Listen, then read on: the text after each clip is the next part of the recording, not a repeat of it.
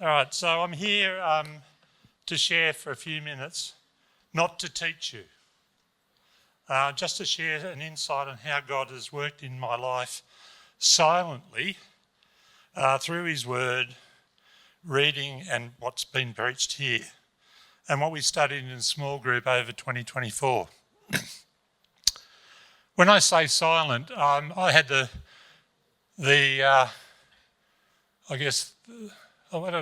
lost the word, but I was able to hide behind Nerili's repeated retirement plans over the last 4 years. She did a Nellie Melba or a Joan Sutherland and had 2 or 3 goes at it because of what the university required of her. So when things came up about what's John doing, I was able to deflect and not face it. And unfortunately, I didn't share it in my small group. So this is a part of that journey. And for younger people, I'm old, right? But some things that I learned when I was your age of what has sustained me as I transition to where I'm going now. I'll put a plug in for small groups firstly. If you want to experience love and care more intimately than in this bigger gathering that we have here, then join a small group. I just thank you, my small group, and my wife, my good wife, thanks our small group as well for supporting us. Now I say good wife because it's good wife on Sunday when she's here and Thursday when it's small group. But Tuesdays, bad wife. Quilting. Right, so we've got that out of the way, so that's good.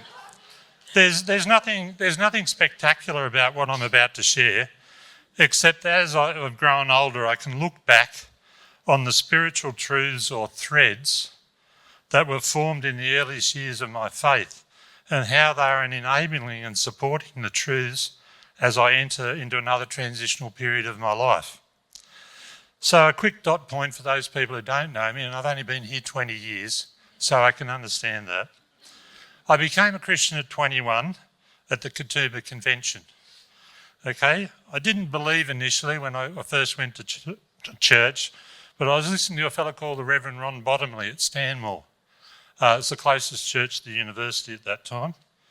And Ron preached the gospel every Sunday night faithfully. And he believed what he was preaching. So I was prepared to listen to him. So a year later I was baptised and I was brought to an understanding of lordship by many car breakdowns that year. And that's another story. In the foundation years, the books of scripture that shaped me, my understanding were the book of John, Jesus before creation, Hebrews, Jesus the high priest of the order of Melchizedek, Christ's sacrifice once and for all, and importantly, chapter 11, the faith chapter, finding a degree of solace in God naming imperfect sinners, just like me, asked my good wife, that in that faith roll call, and acknowledging that there's people of faith that are similar. I'm putting myself in that group, but sinners with faith are accepted. And so the other books that were there in my early years were reflective and comfort were, strange enough, Job. I enjoyed Job and Ecclesiastes. Job for the fact of how to suffer and what restoration looks like. And we had studied that last year timely in studying on grief in the small group. And Ecclesiastes, where it says things that you think are important aren't important, and what is important for the time that you're experiencing. So very good foundational things. But as far as scripture, we were blessed with, and people have shared this, I know even recently, Proverbs 3, 5, 6 and 7 at our marriage. And then later in life, when things were a struggle, when we were a single income, 3 kids, the car not working or not big enough for the family, in rental, looking at trying to get out of that, and the stove not working, Nerily was given the Philippians 4 to 6, 4 to 8, that pass. So I'll touch on those a bit later. So they were some foundational scriptures. So to fill in the picture, early at Randwick Baptist Church we discovered our gifts. Some were similar as a couple, like hospitality and faith. Others were different for me, like discernment. And that hasn't changed that much. We redid it, as you know, recently in the last couple of years. There's a bit of variation on that, but essentially our gifting as a couple is compatible. It's not identical, but it's compatible. So the secular side of life has been more than 50 years working in the aircraft and aerospace industry in Australia. And I'm deliberately avoiding talking about roles of significance here or in the churches in the past, for that matter, as we share. So it's not from a positional authority point of view or any credibility whatsoever that I'm standing here. It's just to share what God's doing. That said, we come to the core of the share, and that's where I've done an Andrew East. He likes props, right? So, kids, you know what that is? Sorry, young people. Feather duster. Right. This is the best representation I could get of it, if I can get it out.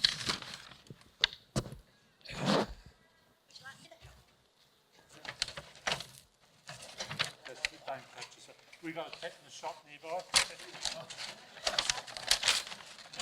Right. A rusty old rooster. Right. So my dad always, when I was talking about the microphone. Yeah, the microphone. Thank you.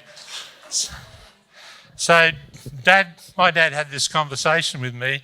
He used to joke about it. He said, and I didn't know didn't understand what he meant because it was a long time ago. But it was talking about going from being a rooster to a feather duster, right? So we'll unpack a bit of that, and that's a portent of what God's been doing in the last 12 months here. So I've been transitioning in life, in my work, and I've sort of stepped back, reducing hours, working part-time. And the challenge for me was, when do I set the date to finish? What would cause that to happen? And it was a funny thing, it's got nothing to do with material things or anything like that. It was solely to do with, dare I say it, my ego, or how I saw myself, from the roles that I've had in both in churches and in the workplace. So what do I do? What does transitioning look like? And I wasn't setting the date.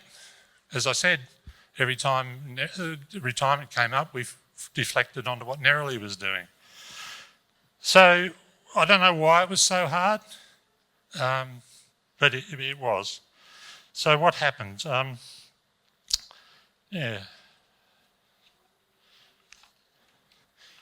So many of us, as I look around, I'm gazing on what the scriptures called almond blossom. Right? Now, that's out of Ecclesiastes. And for the younger people, do you know what almond blossom, what colour it is? It's white.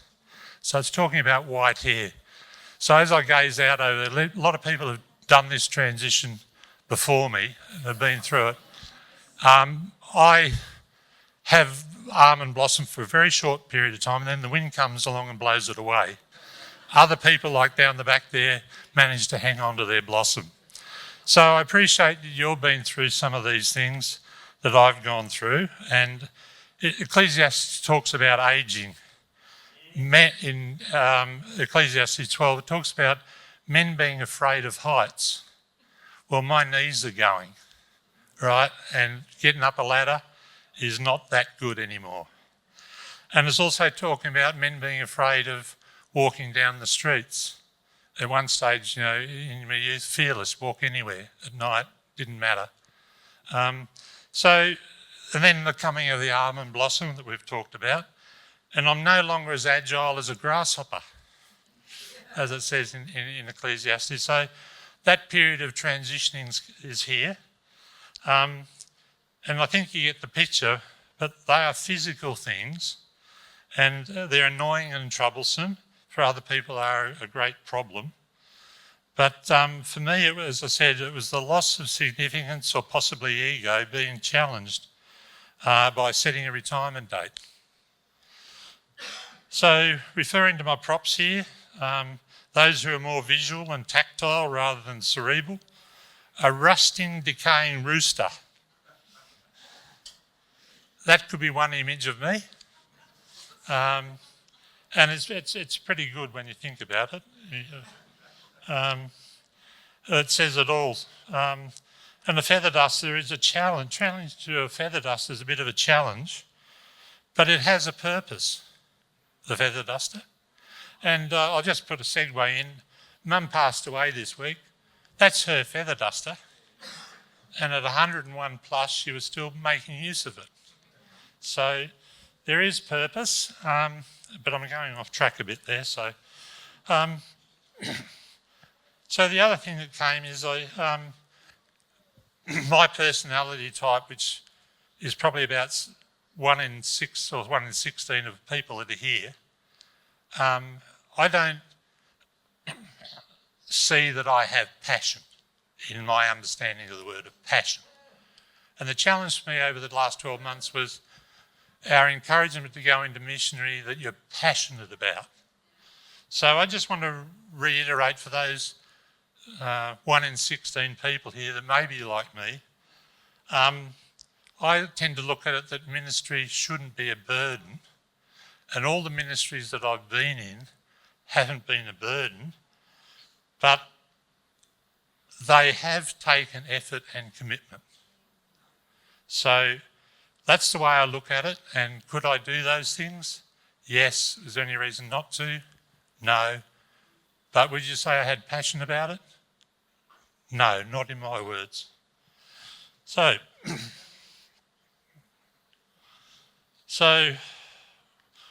what's gone done that's jolted me out of this malaise? Well, going back, we had some interesting Bible studies, I said, about Job. And then Dan Patterson came along and did a bit of a share, and he pulled out the book of Job, which is one of the favourite books. And it's the last, chapter 38, where God finally speaks. And God said, "Where were you when I created the earth?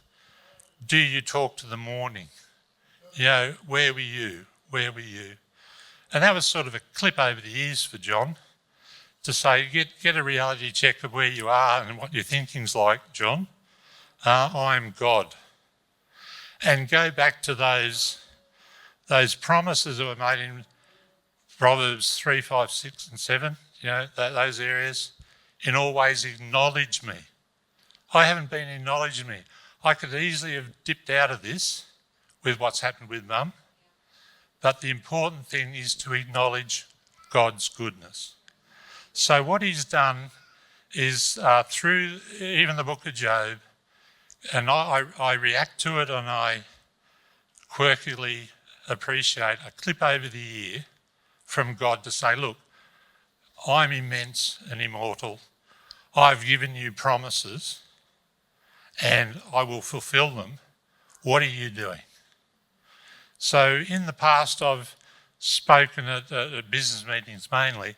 God always gives me 3 things in different orders when you read: a promise, a direction, and a warning.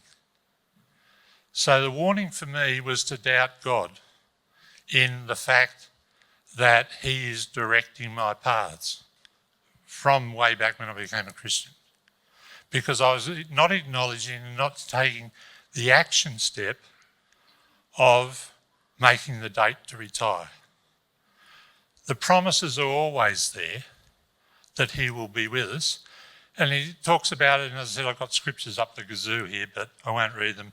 The fact that in Matthew, you worry about things that rust, right? Even positions that rust. Don't do that. I look after the birds of the air.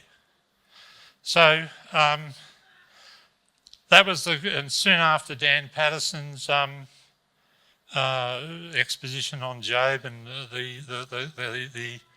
the check on where my head was at, I set the date to retire, which is the end of May this year, and we're working towards that. I think that's probably enough about the share. Probably gone over time. So Proverbs 3, 5, 6 and 7, make sure you acknowledge him. I haven't done enough of that, certainly in this church. Around the business meeting I did, but that's not necessarily the best place to do it always. So just remember too that prayer dissipates anxiety.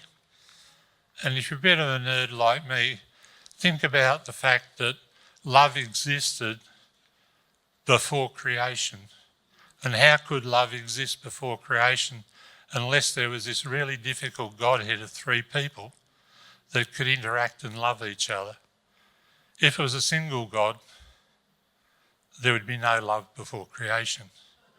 So they're the nerdy things that I like to think about. There's a whole list of them, but God's good, and he's working with me through this transition. And I apologise to my cell group that they probably weren't exposed to any of this in 2024. Thank you.